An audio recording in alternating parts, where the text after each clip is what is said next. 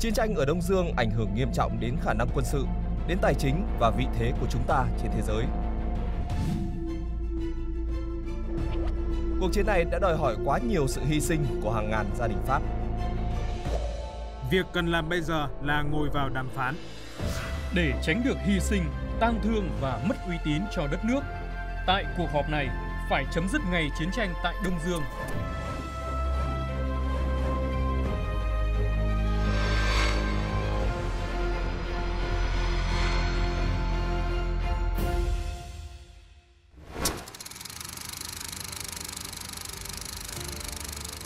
Giữa năm 1953, nước Pháp rơi vào khủng hoảng bởi cuộc chiến ở Đông Dương. Quân Pháp lún sâu vào thế phòng ngự. Bộ đội du kích Việt Nam mở các trận đánh lớn, nhỏ làm suy yếu quân Pháp trên mọi chiến trường. Nghị trường Pháp dậy sóng bởi những tranh luận không dứt về chiến tranh tại Đông Dương. Nếu các ông không muốn đối thoại với chính phủ Hồ Chí Minh thì chẳng có lối thoát nào khác. Đó sẽ là chiến tranh và chúng ta sẽ còn phải đối mặt với một cuộc chiến tranh rất dài. Thưa Bộ trưởng, ông đã tới Washington để xin chi viện 385 triệu đô la Mỹ. Nếu nhờ viện trợ này của Mỹ, chúng ta sẽ nhanh chóng có được vị thế tốt hơn để có thế mạnh đàm phán. Nhưng chúng ta không thể để một vấn đề nghiêm trọng tiếp diễn khi nó liên quan tới vận mệnh của nước Pháp.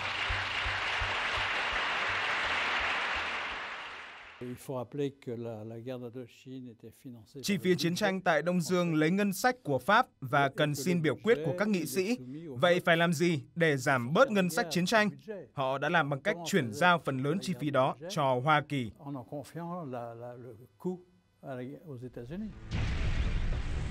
Với sự hỗ trợ và tiềm lực mạnh của Mỹ, Pháp tin tưởng sẽ chắc thắng.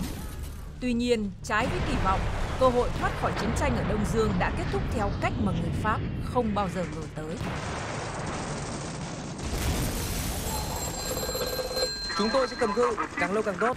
Tôi nghĩ điều tốt nhất bây giờ là lực lượng không quân phải nỗ lực yểm trợ hỏa lực lớn để cố gắng đảm bảo quân Việt Minh dừng lại, chấm dứt nỗ lực tấn công của họ. Vâng, thưa tướng quân, giờ có rất nhiều người bị thương và nhiều người trong số họ đã nằm trong tay kẻ thù. Tôi hiểu chứ. Hãy làm tốt nhất có thể bằng cách để mọi thứ tự kết thúc. Những gì ông làm là quá tốt rồi. Ông hiểu điều đó không, tướng quân? Vâng, tôi hiểu, thưa tướng quân. Thôi, tạm biệt ông, hẹn gặp lại. Tôi sẽ gọi lại cho ông trước khi đụng độ. 17 giờ 30 phút ngày 7 tháng 5 năm 1954, sự sụp đổ của tập đoàn cứ điểm Điện Biên Phủ bất khả xâm phạm khiến nước Pháp và cả thế giới rung chuyển. S'ouvrait à l'heure même où les éditions spéciales annonçaient à la France la chute de Dien Bien Phu.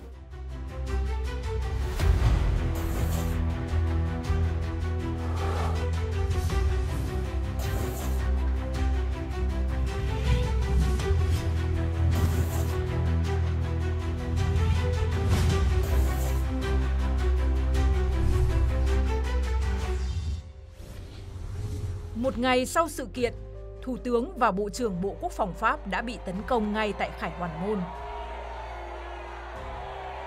Một cuộc chiến đã khép lại, song một cuộc chiến mới lại tiếp tục mở ra trong nội bộ nước Pháp nhằm truy tìm ai là người chịu trách nhiệm về sự thất bại này.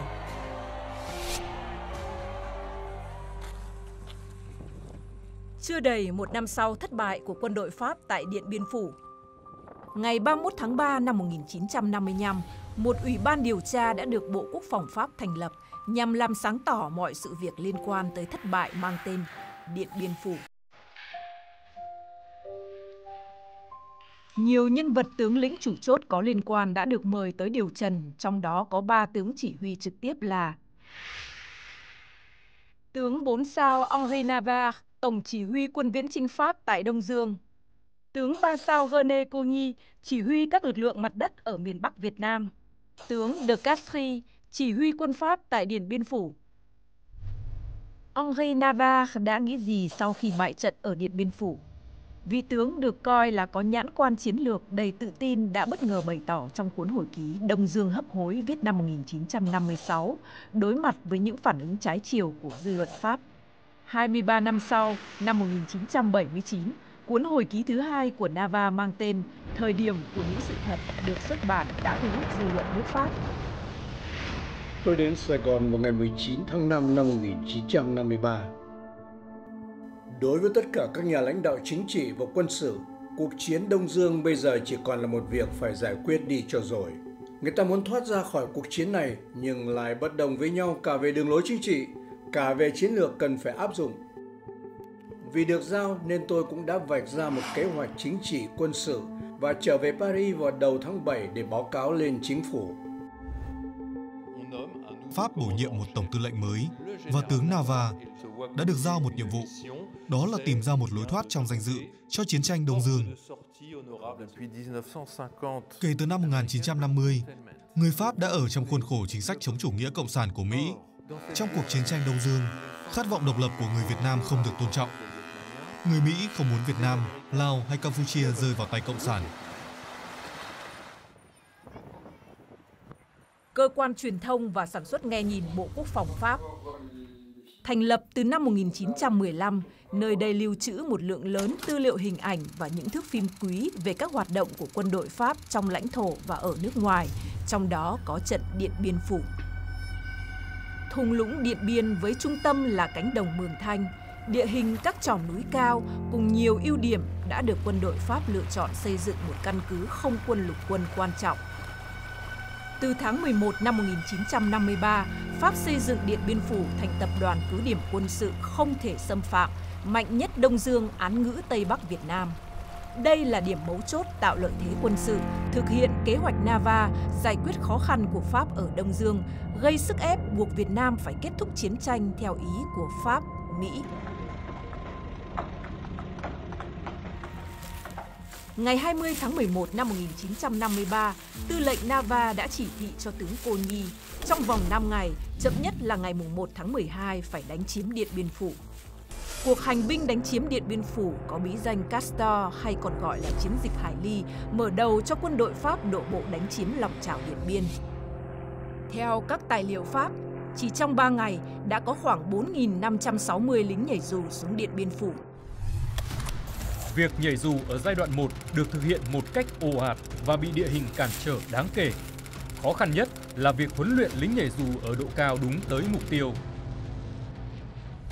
Từ ngày 20 tháng 11 năm 1953 đến ngày 7 tháng 5 năm 1954, quân đội Pháp dùng chiến thuật phòng ngự tập đoàn cứ điểm Điện Biên Phủ, chủ yếu phụ thuộc vào không quân. Không quân vận tải tiến hành bay quay vòng không ngừng nghỉ. Theo một báo cáo của Tư lệnh Không quân ở Đông Dương Jacques Lozan cho biết, sự xuất hiện ngày càng lớn mạnh của lực lượng Việt Minh là lý do đầu tháng 12, Tổng tư lệnh quyết định đánh trận Tây Bắc, tập trung vào Điện Biên Phủ.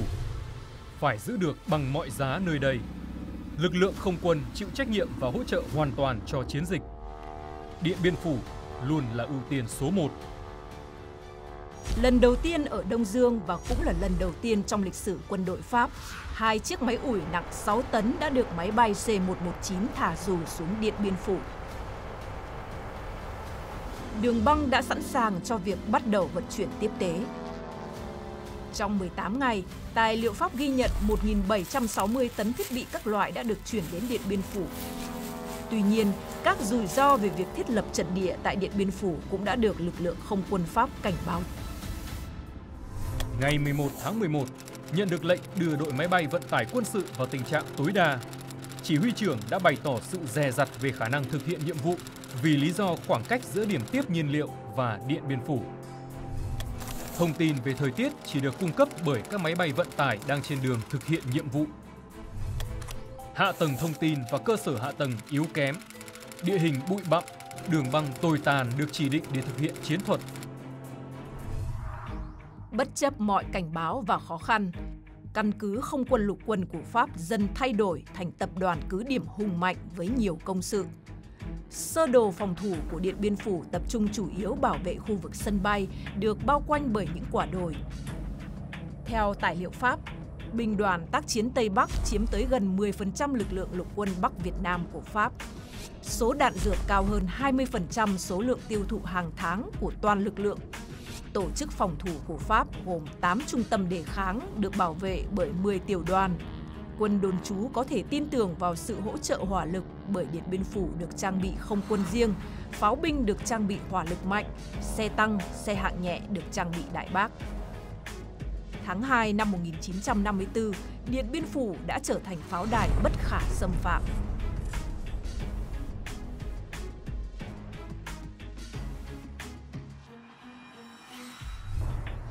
Trong những tháng trước khi xảy ra trận đánh, nhiều chính khách Pháp đã lên thăm Điện Biên Phủ. Tất cả đều nhận định lạc quan, thuận lợi trước sức mạnh phòng thủ của tập đoàn cứ điểm và lực lượng quân đội có tinh thần tốt. Không một ai mảy may tỏ ý lo ngại. Tướng O'Daniel khẳng định với tôi rằng nếu tiến công, Việt Minh chắc chắn sẽ bị đè bẹp. Nguy hiểm với Nava là việc ông ta khăng khăng niềm tin là mình có thể chiến thắng về quân sự. Khi căn cứ được xây dựng, chiến hào đã được lập, phòng thủ được tăng cường, có những chuyến thăm cấp cao của Pháp và Mỹ. Những chuyến thăm đã củng cố sự tin tưởng rằng công trình cố thủ này là bất khả xâm phạm và chính phủ Pháp cũng rất hài lòng với tướng Nava. Trong văn bản đề ngày 31 tháng 12 năm 1953, Nava nêu rõ: Tôi coi trận Điện Biên Phủ là ưu tiên số 1 và tôi quyết tâm bằng mọi cách để triển khai nó trong những điều kiện thuận lợi nhất và để chiến thắng. Trong suốt cuộc chiến, tình báo Pháp đã huy động mọi nguồn lực để phục vụ chiến dịch. Được đầu tư tối đa về nhân sự, kỹ thuật và tài chính, các thông tin về đối phương được xác định khá chính xác. Tình báo của Pháp dựa vào nhiều nguồn thông tin, trong đó có trinh sát không quân và các bộ phận giải mã điện đài để cung cấp và giải mã thông tin. Nhiều thông tin của Việt Minh nhanh chóng bị tình báo Pháp thu thập, nghiên cứu, lấy đó làm cơ sở xây dựng các phương án phản công. Từ tháng 12 năm 1953, tin tức về sự chuyển dịch lực lượng và ngày nổ súng của bộ đội ta đã khiến quân Pháp càng thêm ảo tưởng về mục tiêu sẽ giành chiến thắng tại pháo đài Điện Biên Phủ. Tin tức tình báo cho chúng ta biết Việt Minh đã thay đổi kế hoạch, ít nhất cũng tạm thời. Kế hoạch đánh vào đồng bằng bị gác lại và Việt Minh sẽ tiến công trên hai hướng. Một hướng có lẽ là chủ yếu đánh lên vùng rừng núi Bắc Bộ và Thượng Lào. Một hướng đánh vào miền Trung Đông Dương. Những tấm ảnh này được chụp ở độ cao từ 1.000 đến hơn 3.000 mét. Đây chỉ là số ít trong hơn chục nghìn bức ảnh do phi đội trinh sát hải ngoại Aerom 80 và phi đội Armagnac của không quân Pháp chụp hàng ngày tại Điện Biên Phủ trong 2 năm 1953 và 1954. Mục đích là thăm dò, phát hiện, phân tích các phương tiện và từng bước tiến của Việt Minh. Qua ảnh thu thập được, các dấu vết của một số đơn vị, xe cơ giới và đường hào của quân đội Việt Nam đã được phát hiện. Người Pháp đã chụp khoảng độ trên 10.000 bức ảnh không ảnh trong chiến dịch Điện Biên Phủ với cái tần suất rằng là ngày nào máy bay trinh sát không ảnh cũng xuất phát với mục đích là để chụp được toàn bộ cái mặt đất của trong cái khu vực mà họ muốn chụp. Ở đây là gần như là toàn bộ các phần mà có giao tranh của Điện Biên Phủ. Chụp ảnh trên không đã đạt được tiến bộ to lớn kể từ Thế chiến thứ nhất và nó giúp quân đội Pháp tại Điện Biên Phủ rất nhiều trong việc hiểu biết về đối thủ. Nghĩa là từ lúc bộ đội, xe tải, hàng tiếp tế qua căn cứ Tuần giáo đến Điện Biên Phủ, phía Pháp đều biết. Pháp thậm chí có thể nhìn thấy khi nào Việt Minh sẽ ngụy trang các đoạn đường. Các quan sát viên theo dõi có thể đoán được nhờ kỹ thuật bóng đổ. Họ xác định những nơi có thể đánh phá đường. Quá trình mình đánh như thế này là nếu nó có chụp ảnh hết. Anh ngụy trang này thì nó có thể nó nhầm ra thôi, chứ còn những cái gì mà nó ở dưới mặt đất mà có lộ ra thì là nó chụp hết cả. Là giao thông hào của ta là lộ, làm nào ta ngụy trang được giao thông hào. Cho nên anh em khổ đấy, khổ lắm ấy chứ không phải không đâu. Bộ Chỉ huy Pháp còn cho thử nghiệm các phương tiện kỹ thuật chụp ảnh mới, hiện đại bằng tia hồng ngoại nhằm xác định mục tiêu chính xác hơn. Tuy nhiên, không thám của quân đội Pháp đã không đạt kết quả theo dự định. Nó đánh ác liệt, ta cố sức ngụy trang nhưng mà khó mà không lộ được những cái đường đi. Ban ngày ấy, là nó cho phi cơ lên đánh. Đúng vào trên cái đường của mình hành quân ấy, nó đém vào cái chỗ nào đấy thì cái chỗ đường nào hỏng thì là đêm đó là thanh niên xung phong là họ đã chuẩn bị lại lấp đường rồi thì là hay là chỗ nào cầu đường các thứ này khác là lại chặt cây thật tiếc ra lại làm để cho xe có thể đi được. Các đợt thử chặn tiếp tế bằng máy bay đã không đem lại kết quả ư? Không, thưa tướng quân, chúng ta không thể tấn công trên bộ vì địa hình đồi núi rất khó khăn. Chúng ta đã phá hủy đường xá nhưng chưa từng thành công bởi đoàn xe của Việt Minh di chuyển trong đêm rất thận trọng. Việt Minh mở các đường nhánh trong rừng giúp họ có thể tránh bị máy bay của ta phát hiện. Chúng ta đã mất nhiều công trong việc xác định tuyến đường trọng yếu của Việt Minh. Sau đó không kích của ta đã cắt đứt chúng. Nhưng không lâu sau đó, Việt Minh sửa chữa đường nhanh hơn thời gian chúng ta phá hủy. Giao thông của họ không bị tổn thất nhiều, bất chấp nỗ lực tấn công bằng không quân của chúng ta. Việc tập kết thiết bị cần thời hạn bao lâu? Vài ngày, nếu như giao thông thông suốt, Việt Minh có các xe tải có thể đưa hàng tiếp tế lên cao rất nhanh. Riêng gạo được Việt Minh vận chuyển từ Thanh Hóa ra. Ngài có biết là Việt Minh đã tài tình và khéo léo xây dựng các đò phà từ các nguồn tài nguyên tại chỗ không? Họ cũng có những chiếc cầu được giấu chìm trong nước, những chiếc cầu đã được ngụy trang hoàn hảo. Những bức khung ảnh rất quan trọng đối với Bộ Chỉ huy Pháp trên mặt đất. Tuy nhiên không dễ dàng. Những chiếc máy bay đã đến, đi ngang qua và phải rời đi bởi vì không có đủ nhiên liệu để ở đó quá lâu. Các bức khung ảnh cung cấp nhiều thông tin, nhưng không được khai thác triệt để. Có 2 điểm mà tình báo Pháp không ngờ tới, đó là chiến thuật sử dụng pháo cao xạ và vị trí các hầm pháo trên núi của Việt Minh. Đây được coi là 2 điểm mù trong hoạt động tình báo, một trong những nguyên nhân dẫn tới thất bại của Pháp ở Điện Biên Phủ. Với lượng thông tin lớn từ trinh sát trên không cung cấp hàng ngày, bộ hồ sơ số hiệu 1K342 lại cho thấy sự lo ngại của Pháp về vũ khí của Việt Minh khi có rất nhiều báo cáo mật liên quan đến số lượng vũ khí, đặc biệt là vũ khí mới, cũng như đề xuất các giải pháp để đối phó. Trong đó có một bản báo cáo nhiều trang về biện pháp để vô hiệu hóa pháo phòng không của Việt Minh, đề cập việc mời các chuyên gia Mỹ cùng nghiên cứu và đưa ra các giải pháp. Cũng theo báo cáo của Tư lệnh Không quân ở Đông Dương Jacques Lozin khẳng định, từ ngày 13 tháng 3, các công trình, vị trí của một số khẩu đội trọng pháo và pháo phòng không của Việt Minh đã được phát hiện. Ngay trước đợt tấn công đầu tiên, niềm tin vững chắc về chiến thắng tại Điện Biên Phủ của tướng Nava đã nhường chỗ cho sự hoài nghi đang ngày càng lớn dần khi các thông tin tình báo về loạt vũ khí của Việt Minh dồn dập đổ về. Cách đây 2 tuần, tôi vẫn còn cho rằng chiến thắng đó là 100%. Điện Biên Phủ vốn là một vị thế phòng thủ rất tốt. Nhưng trước sự tập kết của các thiết bị mới mà thông tin tình báo chuyển về cho chúng tôi từ 2 tuần nay, pháo phòng không 37 ly có thể có trọng pháo và đầu đạn cơ giới hóa. Tôi không thể nào đảm bảo chắc chắn về thành công nếu như các thiết bị này tồn tại trên thực tế về số lượng, và nhất là nếu như Việt Minh thành công đưa pháo vào trong các trận đánh. Pháp là không bao giờ nghĩ chúng ta kéo được pháo lên, làm hầm cho từng khẩu pháo một. Mà cái cách làm hầm đấy tôi thấy là có lẽ cũng chưa từng có trong cái lịch sử chiến tranh của chúng ta. Ở cái đồi đất ấy, là chúng ta vạt cao đến 10 mét, dài ra đến hàng chục mét, hầm mà có cái nắp dày đến 3 mét. Và họ làm cái miệng hầm khá là rộng nhưng mà lại cơ động, là khi mà nổ súng thì đẩy pháo ra, đẩy pháo cho nó nhô ra khỏi cái miệng hầm. Khi bắn xong cái thì lập tức kéo vào và dùng bao cát, dùng hòm cái thứ là che luôn cái nắp miệng hầm ra. Trinh sát máy bay của Pháp có chụp ảnh cũng không biết được. Cực kỳ là an toàn và bắn rất chính xác. Ông ước tính Việt Minh có bao nhiêu đạn pháo? Tôi không thể đưa ra con số chính xác, thưa tướng quân. Thế mà tôi đã đọc ở đâu đó báo cáo rằng Việt Minh đã bắn 200.000 quả đạn pháo và súng cối. Từ cuối tháng 1, chúng tôi đã thấy tiếp tế của Việt Minh tăng lên, đặc biệt về số lượng đạn pháo cỡ nòng 105 ly. Chúng tôi cũng phát hiện việc tập kết đạn pháo loại này. Nhưng Việt Minh đã chờ vài tuần mới tấn công sau khi có được vị trí thuận lợi và đạn dược đầy đủ.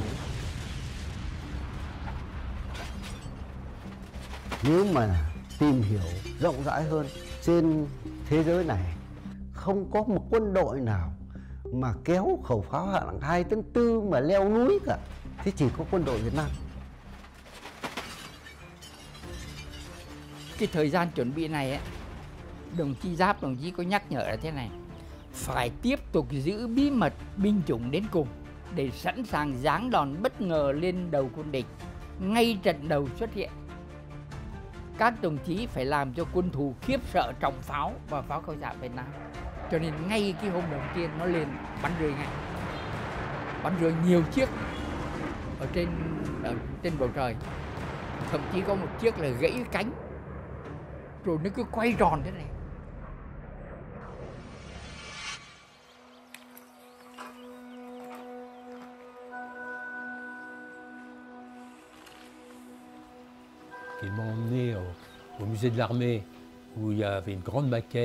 Tướng Giáp đưa tôi đến bảo tàng quân đội, nơi có một mô hình lớn rộng vài mét vuông.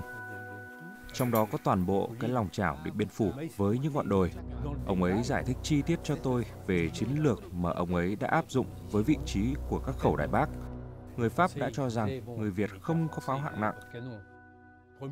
Vì vậy, những ngày đầu tiên khi Việt Minh khai hỏa, người Pháp đã bị bất ngờ.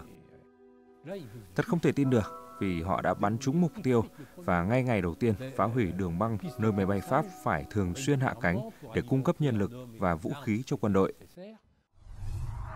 Nhận rõ Pháp đang tập trung lực lượng biến Điện Biên Phủ thành pháo đài mạnh nhằm đè bẹp bộ đội chủ lực ta. Tháng 12 năm 1953, Chủ tịch Hồ Chí Minh cùng Bộ Chính trị Trung ương Đảng quyết định chọn Điện Biên Phủ làm điểm quyết chiến chiến lược.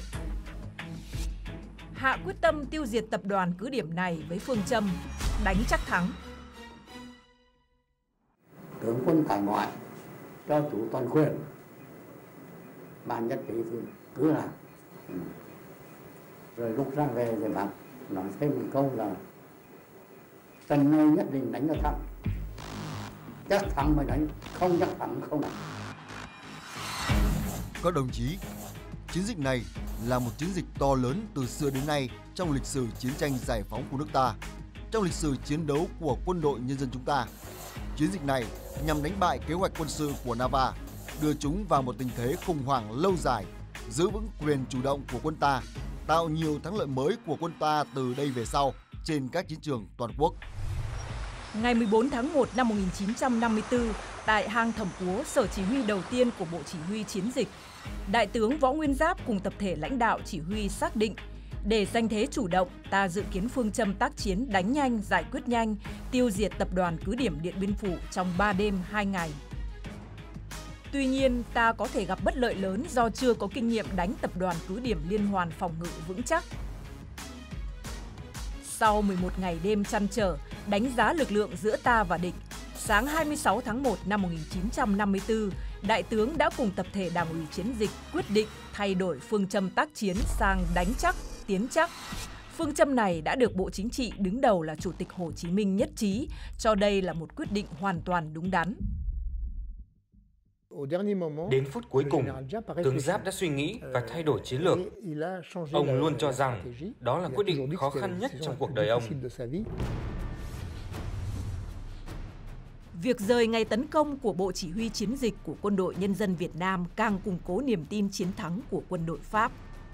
Một tài liệu tại kho lưu trữ quốc phòng Pháp cho biết, sau khi nhận được tin tình báo Việt Minh sẽ rời ngày tấn công, Descartes đã cho in 150.000 truyền đơn bằng tiếng Việt với nội dung đầy tự tin, kiêu ngạo, khiêu chiến tướng Giáp. Kính gửi Đại tướng Võ Nguyên Giáp. Để đọ tài cùng mấy tiểu đoàn của tôi đóng tại Điện Biên Phủ, Đại tướng đã tập trung 4 đại đoàn tinh nhuệ nhất, với một số võ khí hùng hậu. Thế mà đến hôm nay vẫn chưa thấy Đại tướng cho lâm trận. Đại tướng coi trận này là trận quyết định cuộc chiến tranh giữa hai phe chúng ta. Đại tướng không tin chắc sẽ thắng trận chăng? Đại tướng đã hứa, Đại tướng nên giữ lời hứa. Đại tướng vẫn hằng hô hào quân sĩ tin tưởng vào Đại tướng. Vậy đừng nên để họ phải thất vọng. Mời Đại tướng cứ đến, tôi chờ Đại tướng. Trước lời thách thức từ phía Pháp, quân và dân Việt Nam vẫn dồn toàn lực chuẩn bị kỹ cho chiến dịch.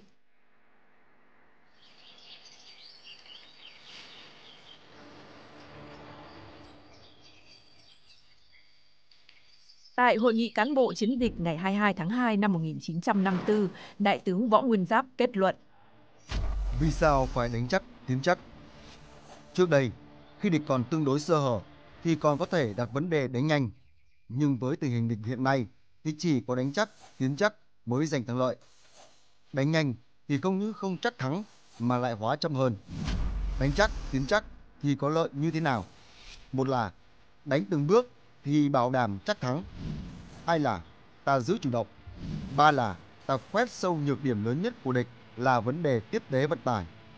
Bốn là hợp với trình độ bộ đội. Vì vậy, để đánh thắng trận này, chỉ có thể có một phương châm là đánh chắc, tiến chắc.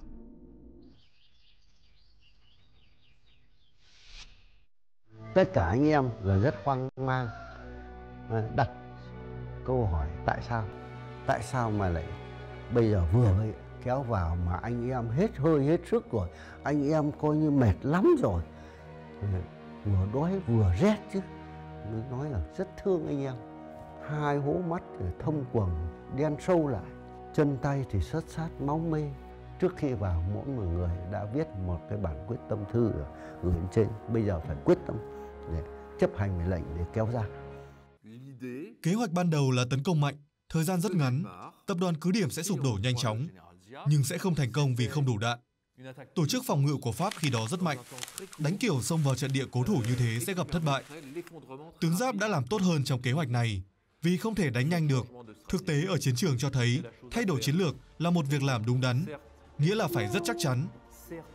Quyết định thay đổi cách đánh có thể ảnh hưởng đến tâm lý bộ đội Việt Minh, nhưng chuẩn bị càng kỹ càng tốt để có thể đạt được mục tiêu giành thắng lợi. Ngày 13 tháng 3 năm 1954, công tác chuẩn bị hoàn thành. Bộ đội Việt Nam nổ súng tiến công, mở màn chiến dịch Điện Biên Phủ. Chiến dịch diễn ra thành 3 đợt. Đợt 1 từ ngày 13 tháng 3 đến 17 tháng 3 năm 1954, quân ta tiêu diệt gọn cụm cứ điểm Him Lam và Độc Lập, bức hàng cứ điểm Bàn Kéo, phá vỡ hệ thống phòng ngự trên hướng Bắc và Đông Bắc của tập đoàn cứ điểm, mở toang cánh cửa cho quân ta tiến xuống vùng lòng chảo và khu trung tâm. Các tiểu đoàn tinh nhuệ nhất của địch bị tiêu diệt, một số lượng lớn pháo và hầu hết các máy bay chiến đấu tại vùng lòng chảo đều bị phá hủy. Chúng ta đã tìm cách cắt cái đường hàng không của Pháp bằng cách là gì? Đào chiến hào cắt ngang đường băng sân bay Mường Thanh. Các khẩu pháo ở trên các triền đồi sườn núi ngắm thẳng vào sân bay Mường Thanh. Pháp nghĩ rằng là tiếp tế hàng không bây giờ không dùng được cái sân bay nữa thì bắt đầu là phải thả dù. Cái chiến thuật của chúng ta là đào hào xoáy chôn ốc, cứ thít dần cái phạm vi kiểm soát của quân Pháp. Nếu bay thấp thì sẽ bị pháo cao xạ bắn, bay cao thả dù thì rơi hết ở bên trận địa của chúng ta. Chưa kể là Pháp nghĩ rằng là cái đường núi xa xôi như thế mà chúng ta vận chuyển tiếp tế đảm bảo cho hàng vạn quân đánh trong hàng tháng trời.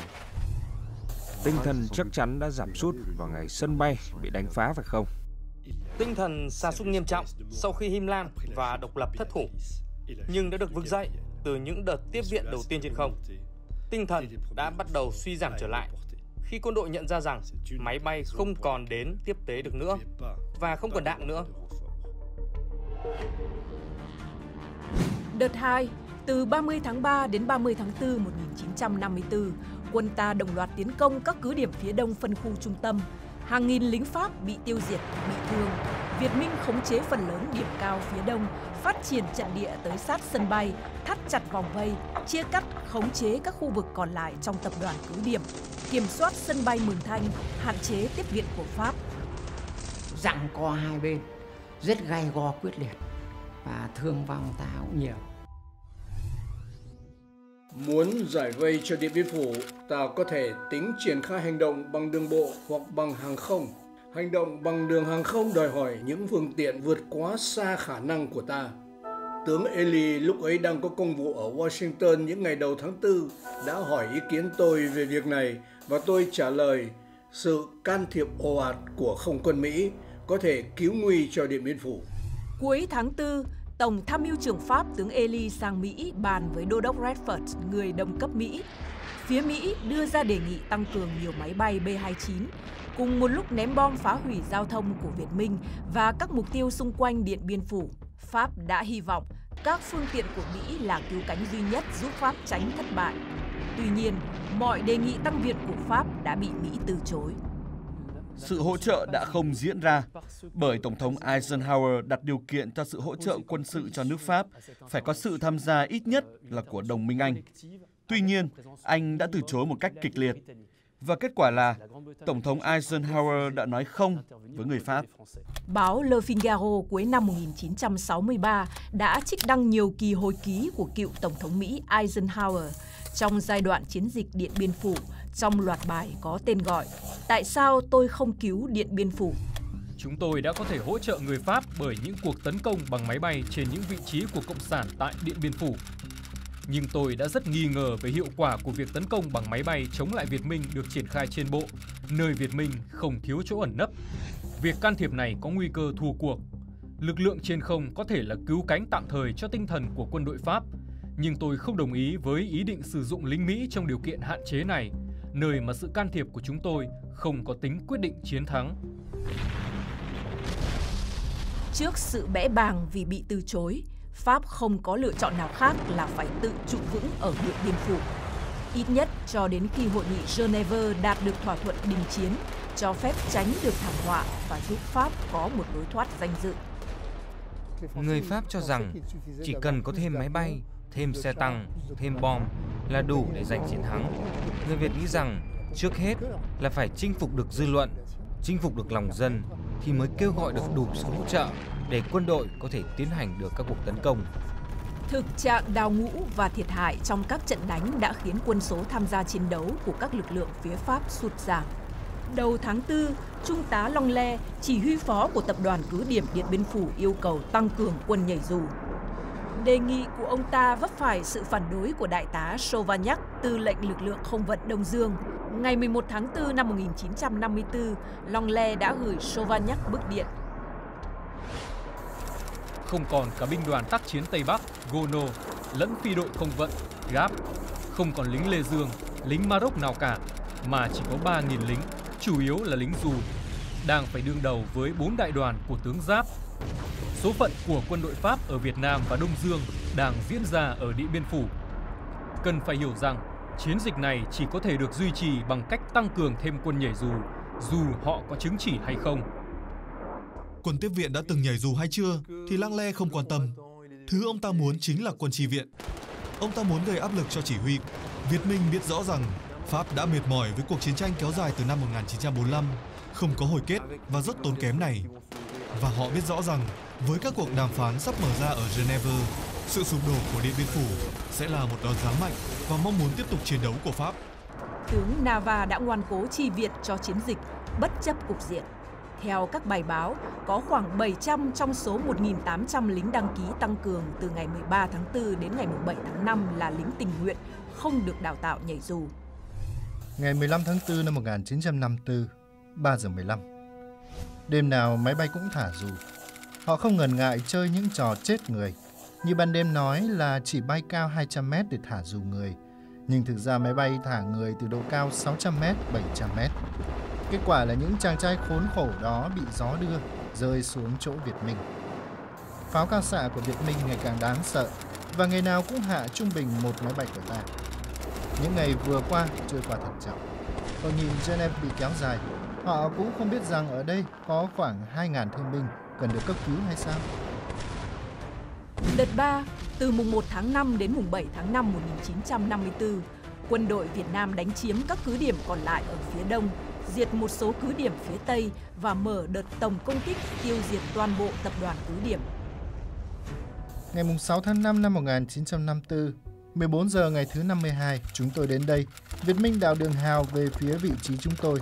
Công việc này của họ bao giờ cũng có nghĩa là chuẩn bị để đánh lớn.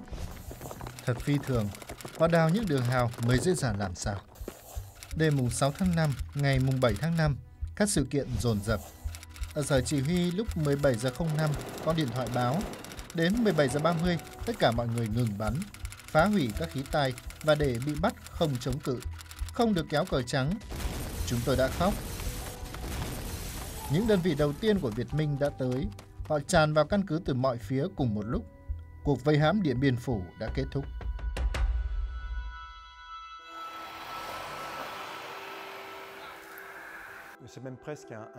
Đó là một thảm họa, hơn cả một thất bại, là một thất bại chính trị rất nghiêm trọng. Chính phủ của tướng De Gaulle năm 1945 hoàn toàn muốn giành lại Đông Dương lúc bấy giờ nằm trong tay người Nhật. Không ai biết làm cách nào để thoát ra khỏi cuộc chiến tranh Đông Dương.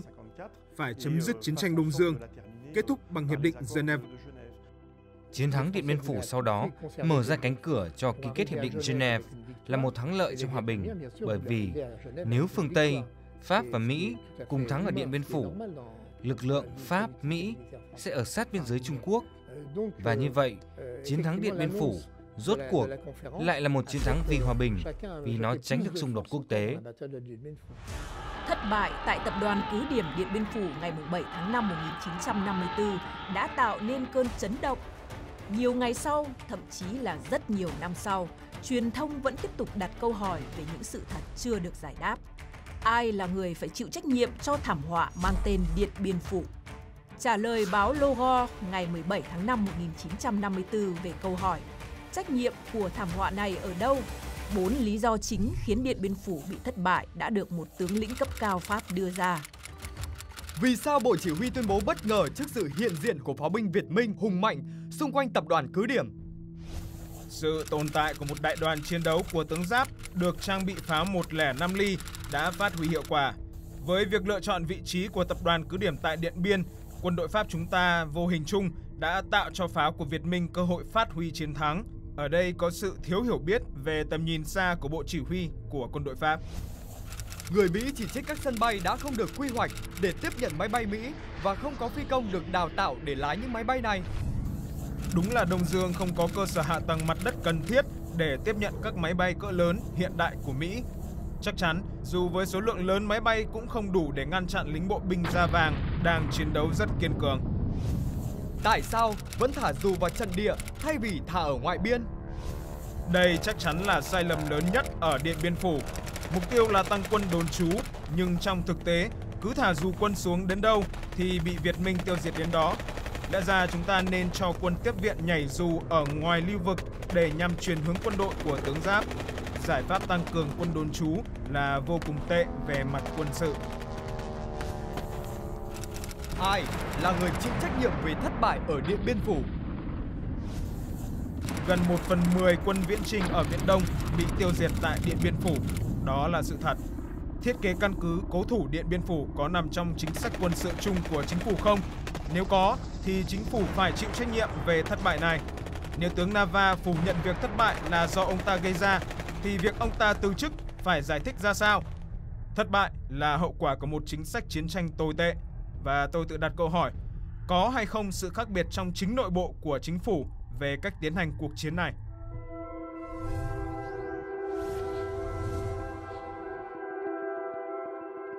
Việc kiếm tìm sự thật nhanh chóng biến thành cuộc săn tìm những người chịu trách nhiệm cả chính trị lẫn quân sự. Các sĩ quan nảy sinh mâu thuẫn, đổ trách nhiệm cho nhau về những thất bại liên tiếp, đặc biệt là mâu thuẫn giữa hai tướng chóp bu là Nava và Cô Nhi. Tháng 12 năm 1955, sau nhiều phiên điều trần với những tướng lĩnh Pháp liên quan đến chiến dịch, Ủy ban đã đưa ra kết luận về trách nhiệm của các bên. Những thông tin đã bị chính phủ che giấu này cùng các tài liệu liên quan đến Ủy ban điều tra đã được giải mật sau 50 năm vào năm 2005. Do không muốn đào sâu những sai lầm của giới cầm quyền lẫn quân đội, nên Ủy ban điều tra đã đưa ra những kết luận không quá nặng nề.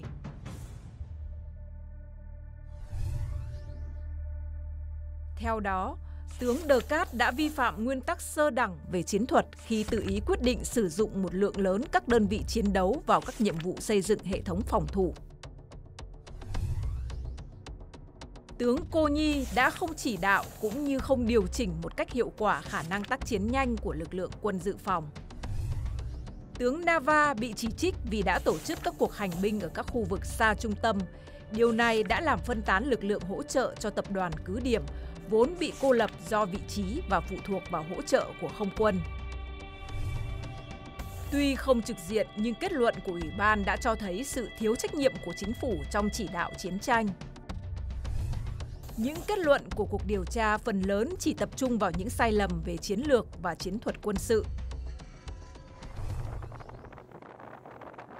Nhưng bản chất nguyên nhân thất bại tại Điện Biên Phủ của Pháp không chỉ nằm ở những yếu tố về quân sự, mà đó là tổng thể những nguyên nhân mà tướng Nava đã đúc kết trong cuốn hồi ký của mình mấy chục năm sau.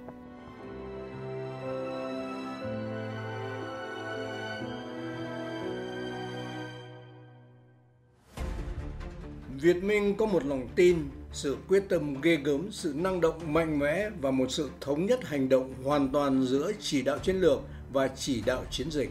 Còn phía Pháp chúng ta là một liên minh các quốc gia có quyền lợi khác nhau, nếu không phải là trái ngược nhau, vì các mục tiêu là sự do dự và thiếu hẳn sự kết hợp giữa chính trị và quân sự trong chiến tranh.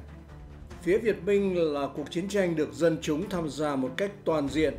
Phía chúng ta là một cuộc chiến tiến hành nửa vời. Người ta thậm chí không buồn nói tại sao người lính của chúng ta phải chiến đấu. Phía Việt Minh là một quân đội hết sức cơ động, linh hoạt. Phía chúng ta tuy mạnh hơn nhưng phải trả giá nặng nề bởi sự cồng kềnh và thiếu thích nghi với đất nước và con người ở xứ sở này. Chúng ta luôn đánh giá thấp Việt Minh cả về chính trị lẫn quân sự. Uy tín ảnh hưởng của họ đối với dân chúng, tinh thần, tính năng động, trình độ quân sự của các cấp chỉ huy, tất cả họ đều luôn cao hơn so với những gì chúng ta nghĩ.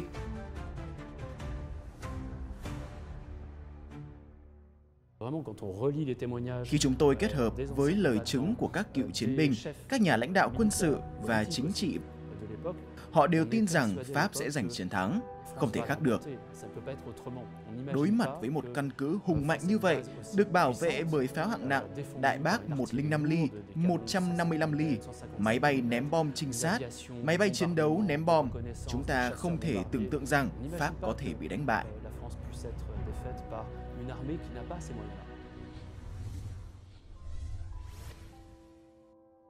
70 năm sau, trong ký ức của những cựu chiến binh Pháp vẫn luôn dành một góc đặc biệt cho mảnh đất Điện Biên Phủ, nơi họ đã từng trải qua những năm tháng tuổi trẻ. Cựu chiến binh Pierre Flamand chưa từng có cơ hội trở lại Việt Nam. Chiếc túi để đựng các vật dụng cần thiết được Quân đội Nhân dân Việt Nam phát trong ngày trao trả tù binh chỉ là một trong rất nhiều kỷ vật được ông mang về và gìn giữ đến hôm nay. Kỷ niệm 4 lần bị bắt, được tiếp xúc với người lính Việt Nam mà ông gọi thân thương bằng 2 từ tiếng Việt, bộ đội, luôn hiện trong tâm trí. Một lần ở trong trại của Việt Minh, tôi bị mắc bệnh sốt rét nặng, có thể tử vong. Người trưởng trại đã đến tiêm cho tôi một mũi ký ninh. Anh ấy đã cứu sống tôi. Trong quá trình dẫn giải tù binh từ Điện Biên Phủ về trại giam, tôi thật may mắn khi được một người lính tốt bụng giám sát. Anh ấy luôn đi cạnh tôi. Khi anh ấy được phát một viên đường, anh ấy đã chia cho tôi một nửa. Tất cả những gì anh ấy có, anh ấy đều chia cho tôi. Anh ấy thật tốt bụng. Jacques Boutier có cái tên Việt Nam là ông Sáu. Ông đã có những năm tháng tuổi trẻ ở Việt Nam. Hơn ai hết, ông hiểu rõ ý nghĩa của việc nhiều cựu chiến binh Pháp khi trở lại chiến trường xưa không quên mang theo về nắm đất Điện Biên. Ông bạn cựu chiến binh Đông Dương của tôi đã mất cách đây 2 năm. Con trai của ông ấy đã quay lại Đông Dương và khi trở về, cậu ấy đã mang về một hũ đất từ Điện Biên Phủ theo lời dặn của cha mình. Ông ấy thực sự muốn tôi rắc một ít đất từ Điện Biên Phủ lên quan tài khi ông ấy mất và tôi đã giúp ông ấy làm điều đó. Họ đã từng ở đó và muốn tưởng nhớ về vùng đất mà họ đã gắn bó.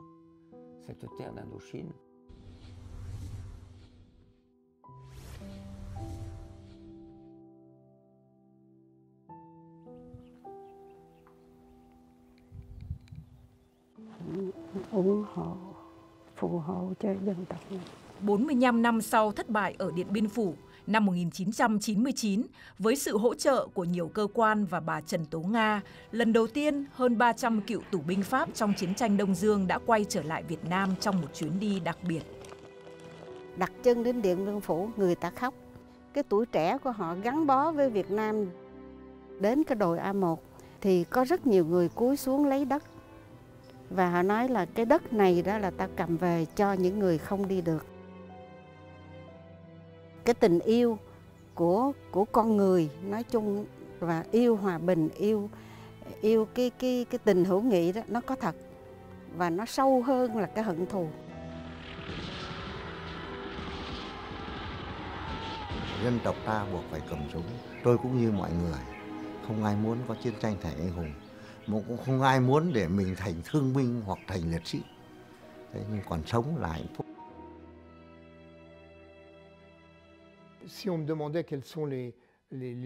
Nếu có ai hỏi tôi 10 sự kiện lớn của thế kỷ 20 là gì, tôi sẽ nói rằng chắc chắn là Điện Biên Phủ. Một trong những bài học về Điện Biên Phủ là một quân đội hiện đại chưa đủ để đánh bại được một dân tộc. C'est le héros des guerres contre la France et contre les États-Unis.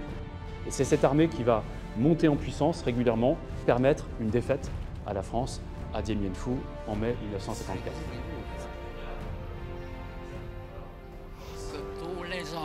Tất cả mọi người cần đồng tâm hiệp lực, chiến đấu cho hòa bình và cho chủ quyền thực sự của mỗi quốc gia.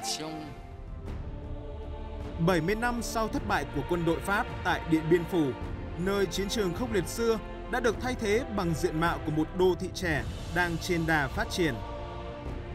Điện Biên ngày nay là mảnh đất với thiên nhiên hùng vĩ, lịch sử hào hùng, văn hóa đặc sắc, khí hậu trong lành, nơi hội tụ tinh hoa của vùng Tây Bắc, ngày càng thu hút du khách trong nước và quốc tế.